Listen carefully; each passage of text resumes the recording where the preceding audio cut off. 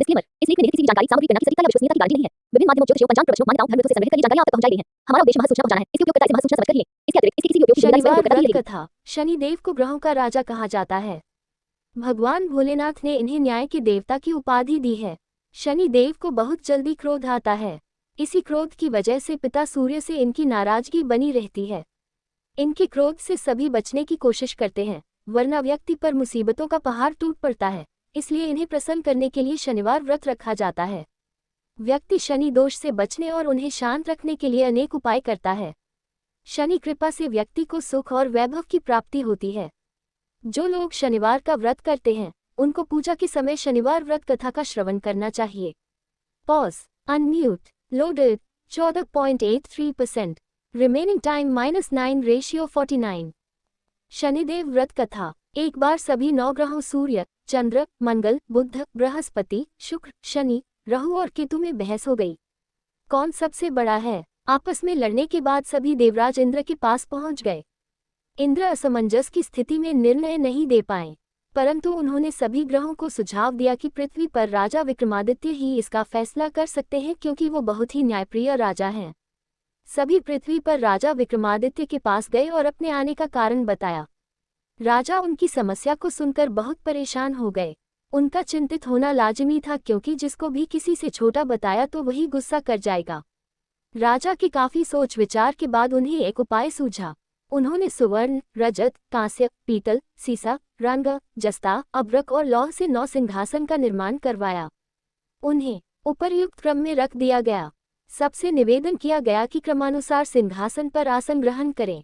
शर्त रखा गया कि जो सबसे अंतिम में सिंहासन पर आसन ग्रहण करेगा, वही सबसे छोटा माना जाएगा, जिसकी वजह से शनिदेव सबसे बाद में आसन प्राप्त कर सके और सबसे छोटे कहलाए। क्रोध के आवेश में आकर शनिदेव ने सोचा कि राजा ने ये सब जानबूझकर किया है। कुपित होकर राजा से कहा कि राजा, तू मुझे नहीं जानता। सूर्य एक राशि में 1 महीना, चंद्रमा 2.25 महीने 2 दिन, मंगल 1.5 महीना, बृहस्पति 13 महीने, बुध और शुक्र 1-1 महीने विचरण करते हैं, लेकिन मैं 2.5 से 7.5 साल तक रहता हूँ। मैंने बड़े बड़े का विनाश किया है। श्री राम की 7.5 आने पर उन्हें जंगल जंगल भटकना पड़ा और रावण की आने पर लंका को बंदरों की सेना से परास्त होना पड़ा। क्रोधित शनिदेव ने राजा से कहा कि अब आपको सावधान रहने की जरूरत है। इतना कहकर शनिदेव कुपित अवस्था में वहां से चले गए। समय गुजरता गया और कालचक्र का पहिया घूमते हुए राजा की 7.5 आ ही गई। तब शनिदेव घोड़ों का सौदागर बनकर राजा के राज्य में गए। उनके साथ अच्छे नस्ल के बहुत सारे घोड़े थे।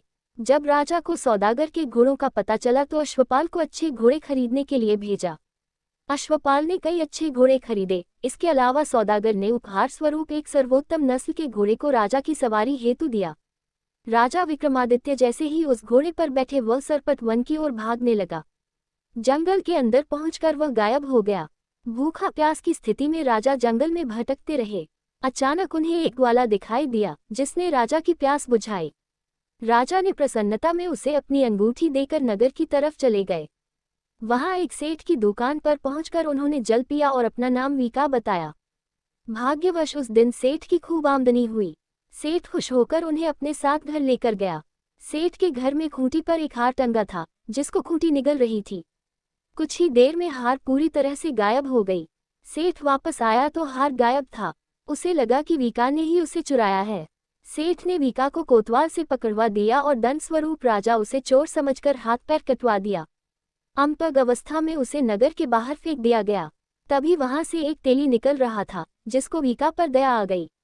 उसने वीका को अपनी गाड़ी में बैठा लिया। वीका अपनी जीप से बैलों को हाँकने लगा। कुछ समय पश्चात राजा की शनि दशा समाप्त हो गई। वर्षा काल आने पर वीका मल्हार गाने लगा। एक नगर की राकुमारी मनभावनी ने मल्हार सुनकर मन ही मन प्रण कर लिया कि जो भी इस राग को गा रहा है, वो उसी से ही विवाह करेगी। उन्होंने दासियों को खोजने के लिए भेजा, परंतु वापस आकर उन सभी ने बताया कि वह एक अपंग आदमी है। राजकुमारी यह जानकर भी नहीं मानी और अगले दिन ही वह अनशन पर बैठ गई। जब लाख समझाने पर राजकुमारी नहीं मानी, तब राजा ने उस तेली को बुलावा भेजा और वीका से विवाह की तैयारी करने के लिए कहा गया। वीका से राजकुमारी का विवाह हो गया। एक दिन वीका के स्वप्न में शनिदेव ने आकर कहा कि देखा राजन, तुमने मुझे छोटा बताकर कितना दुख झेला है। राजा ने क्षमा मांगते हुए हाथ जोड़कर कहा कि हे शनिदेव, जैसा दुख मुझे दिया है, किसी और को ऐसा दुख मत देना।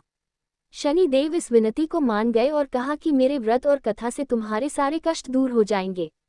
जो भी नित्य मेरा ध्यान करेगा और चींटियों को आटा डालेगा, उसकी सारी मनोकामना पूर्ण हो जाएगी।